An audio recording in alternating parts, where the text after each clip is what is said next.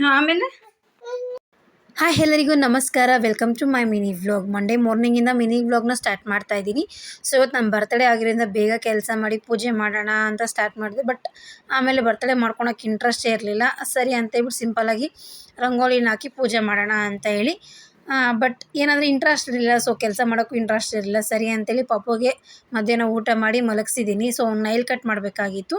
ಲೈಟಾಗಿ ಮಕ್ಕದ ಮೇಲೆ ಸ್ಕ್ರ್ಯಾಚ್ ಮಾಡ್ಕೊಂಬಿಟ್ಟಿದ್ದ. ಸರಿ ಅಂತೇಳ್ಬಿಟ್ಟು ಅವ್ನು ಮಲ್ಕೊಂಡಿದ್ದಾಗ ನೈಲ್ನ ಕಟ್ ಮಾಡಿ, ಸೊ ಇವಾಗ ಒಂದು 7 o'clock ಆಗಿದೆ. ಸೊ ಇವಾಗ ಔಟ್ಸೈಡ್ ಊಟಕ್ಕೆ ಹೋಗೋಣ ಅಂತೇಳಿ ನಾನು, ಹಸ್ಬೆಂಡ್, ಪಾಪು ಮೂವರು ಸಹ ರೆಡಿಯಾಗಿ ಹೋಗಿ ಊಟ ಮಾಡ್ಕೊಂಡು ಹಾಗೆ ಬರ್ತಾ ಸ್ಮಾಲ್ ಕೇಕ್ ಒಂದು ತೊಗೊಂಬಂದ್ವಿ.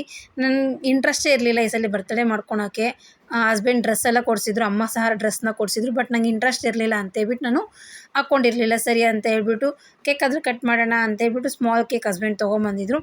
ನನ್ನ ಮಗಗೆ ಸ್ವಲ್ಪ ಇತ್ತೀಚೆಗೆ ಗೊತ್ತಾಗ್ತಾ ಇರೋದ್ರಿಂದ ಅವ್ನು ಹ್ಯಾಪಿ ಬರ್ಡೇ ಮಮ್ಮಿ, ಮಮ್ಮಿದು ಬರ್ತಡೇ ಅಂತಲೇ ಹೇಳ್ತಿದ್ದ. ಸ್ಟಾರ್ಟಿಂಗ್ ಅದೇ ಒಂದು ಕ್ಲಿಪ್ಪಿಂಗ್ ಹಾಕಿದ್ದೆ.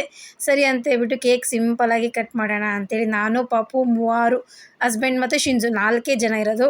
ಸೊ ಲಾಸ್ಟ್ ಟೈಮ್ ಯಾವಾಗಲೂ ಸಹ ಮದುವೆದಾಗಿಂದ ಆಲ್ಮೋಸ್ಟ್ ಅಮ್ಮ ಮನೆಯಲ್ಲೇ ಬರ್ತಡೇ ಮಾಡ್ಕೊಂಡಿರೋದು. ಇದು ಆ್ಯಕ್ಚುಲಿ ಸೆಕೆಂಡ್ ಟೈಮ್ ಅಷ್ಟೇ ನಾನು ಇಲ್ಲಿ ಮಾಡ್ಕೊತಾ ಇರೋದು.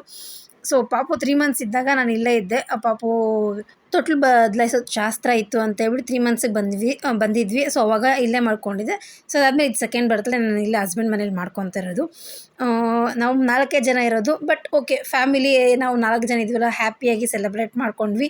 ನನ್ನ ಮಗಗಂತೂ ಫುಲ್ ಖುಷಿ. ಅವ್ನು ಕೇಕ್ ತಿನ್ನೋದ್ರಲ್ಲೇ ಬ್ಯುಸಿ ಆಗೋಗ್ಬಿಟ್ಟ. ನೀವು ನೋಡ್ತಾ ಇರ್ಬೋದು, ಅವನೇ ಎತ್ಕೊಂಡು ಅವನೇ ತಿಂತಾ ಇದ್ದಾನೆ. ಆಮೇಲೆ ನಮ್ಮ ಹಸ್ಬೆಂಡ್ ಬಂದು ಮಮ್ಮಿದು ಬರ್ತಡೇ ಫಸ್ಟ್ ಮಮ್ಮಿಗೆ ತಿನ್ನಿಸೋ ಅಂದ ತಕ್ಷಣ ಅವ್ನು ತಿನ್ಸೋದಕ್ಕೆ ಬಂದ.